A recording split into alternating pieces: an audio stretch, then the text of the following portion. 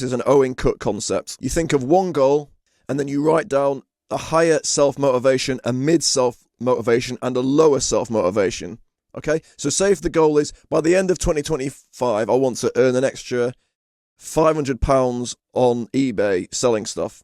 My higher self-motivation is, I'm doing that to push past my previous mental and emotional limits and expand my comfort zone.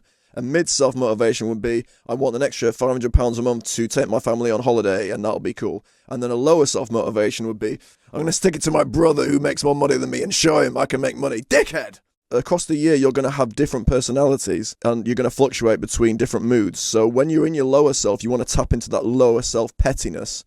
And all the greats do this, like Kobe Bryant and Michael Jordan. They did this because they realized that they weren't always going to have that higher self-motivation. There's nothing wrong with embracing your dark side at times, even though most of the time I'm sure you're not in it and you don't care about that petty stuff. During the finals, we go out to dinner one night. George Carl's over on the other side, having dinner. Hey, there's George Carl over there. And George Carl does not come over and speak to him. He walked right past me. Now look at my, really? Oh, so that's how you're going to play it. I said, it's a crock of shit. You going to do this? Okay, fine. That's all I needed. That's all I needed for him to do that. And it became personal with me. I knew that Jerry Krause loved Dan Marlin.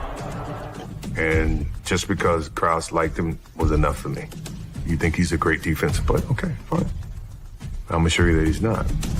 Clyde was a threat. You know, I'm not saying he wasn't a threat. But me being compared to him, I took offense to that.